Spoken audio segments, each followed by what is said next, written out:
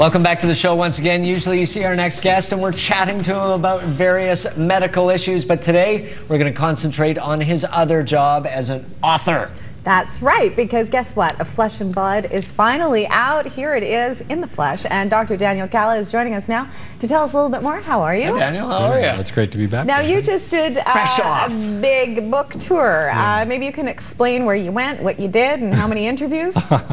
It's all a big blur, but last week I was in Chicago for about a day and a half, then New York 2.5 days, and I think I did 9 interviews and a speech at a hospital, and it just seemed I was going and talking coming and talking. Exactly. How do you feel after, I mean, I always wondered, how do you feel after 9 interviews in that short time span? You must feel like you're just wrung out. Well, the weird part is when you're halfway through the interview and going, did I mention this at the beginning of this interview, or did I say this the last time? And then I don't know whether to repeat it or Now not. you did ABC News, and I saw this one, and they had you chatting a little bit about superbugs and the like, and a little bit about the book too. But what was the feedback on the book overall when you finished all your interviews? I think pretty good. You know, not all the interviewers had a chance to read it like you could, and not all as diligent as you guys. They didn't get an advanced copy like we did. So. But you know, there seemed to be a lot of interest. You know, and obviously, especially the more news shows are interested in the non-fiction tie-ins, things like superbugs that are in this book, and Spanish flu, and all those issues. Good place to start talking about the book in general and give people a sense of what it's about, because it does have a very medical side to it, but it also has a really deep family history and historical ties to it as well. Tell us about the whole thing, what it's about. Well, yeah, that's why I really think this book is nearest and dearest to my heart of anything I've written, because it's about a multi-generational medical family. And hello, that's me. Yeah. What generation are you now? I'm 3rd generation. 3rd generation. Although in Chicago I said I was 4th generation. And yeah, well, they don't know. That's fine. They're not going to check. So there's a multi-generational medical family in this story. Absolutely, yeah. It's about, you know, it's about this sort of storied, as you know, storied hospital that was started at the turn of the century, fictionally based a little loosely on the Mayo Clinic model of a father and 2 sons who started the Mayo Clinic. Same idea, an altruistic doctor against the odds goes into an uneasy partnership with somebody who finances him to start this hospital, and then 100 years later it grows into this internationally renowned Mayo Clinic-like hospital. But the same family, the same doctor's family, has been involved from the start. And you know, it was, while my family's never run a hospital, I do know what it's like to grow up in that medical milieu, to grow up visiting hospitals when you're 10 years old, just on a Saturday morning stopping in the emergency, like that was a normal thing. Now maybe you could explain how the superbug plays into the whole plot. Sure, yeah. I mean, superbugs are really big, you know, as in New York, and they were very interested in this whole issue because it's becoming this major problem in hospitals. And there's a new one, well, it's not new, but it's becoming a new problem called C. diff, which is Clostridium difficile. And it's this bug that causes terrible gastrointestinal infection, particularly in these sick, like ICU patients and elderly. And once it gets in a hospital, it's almost impossible to get rid of because it lives in these spore forms. So in my book, you know, in the current day, there's lots of crises going on in this current day hospital. It's under threat of, its whole existence is under threat. But one of the biggest crises, as you know, is this superbug infection.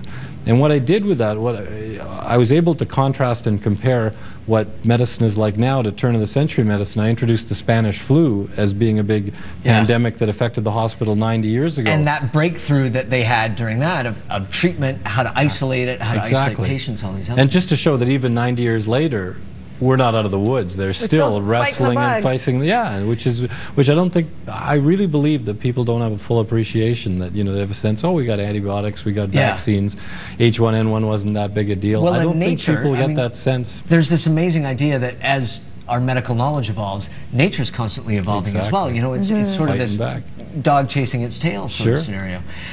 The thing that I think I really attached myself to this book, obviously I love the medical aspect of it, but you're writing with the family, the interpersonal relationships, the mystery that sort of hangs over all of this, really felt so, you know, it was just a great story. You know, it just becomes so fast-paced in there. Is that where you've really grown? I think that, you know, I hope so. I hope it's like, you know, when you're when you're a kid and your parents force you to do violin lessons, if you do it for long enough, no matter what your talent level, you're going to get a little better.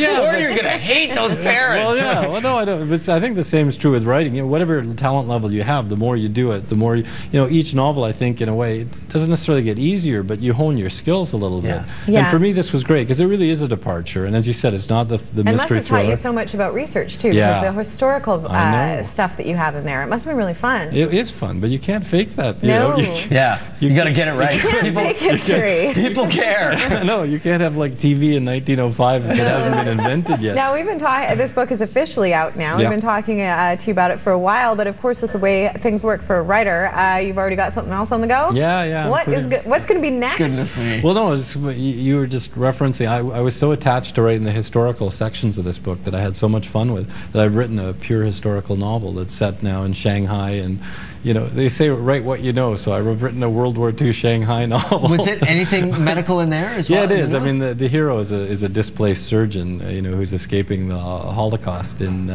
his family is forced to flee, as many German Jews did at the end of the 30s. Did you put it that point in history because of a personal interest? I know a lot of people are fascinated with World War II and that sort of thing. Absolutely. It was a story I'd never heard before. And there's when I was interviewed a few years ago for a print magazine. In the end, a very Jewish lady who had interviewed me, a lovely woman, said to me, "Oh, my parents grew up in Shanghai." I said, Shanghai, you don't look particularly Chinese. And I found out about this amazing Jewish cultural history in Shanghai and how it became this place that protected 20,000 German Jews, saved them from the Holocaust. You're kidding, a safe haven. Yeah. So I've never heard that either. It wasn't all that safe, but it was a haven. Yeah. But yeah, so it was this amazing, and there's lots of people who've written memoirs, but no one's done it on a big nonfiction or popular nonfiction or fictional way, and it just seemed like such a great idea. Do you see any of your books going into movies? Because I certainly do with the characters. Are two of them they're working on? Yeah, two of them are optioned, and yeah, I'm hoping. People ask me, do I write them with a movie in mind? And no, I never do. But I think it's the strong characters that make them seem that way. And the pacing too, right? Like it goes really quickly. And that's why I was reading an interview with James Patterson. You know, it was like sells a gazillion books a year, and one of the things he said was just the short chapters and the quick people are really, you know, we all have kind of short attention spans. So, me more than most. Let's go ride our bikes. What? Oh, right. Fire truck. Daniel, thank you. Always a pleasure, and nice to sit you down and talk to you about the new book. We've been teasing. And Mike and I did get sneak peek copies of this book, and we can tell you that once you pick it up, you won't be able to put it down unless you're like me and your mother steals it. Hope you're enjoying it, Mom. Although to her credit, it was signed. I hope you kept my page. It was signed to her. We have a copy to give away. urbanrush@shaw.ca, and we'll get it signed for you by Dr. Dan. Daniel, thank you very much. Appreciate it. We're going to take a break, and when we come back, we're going to be cooking at the top of Vancouver with the executive chef from Grouse Mountain.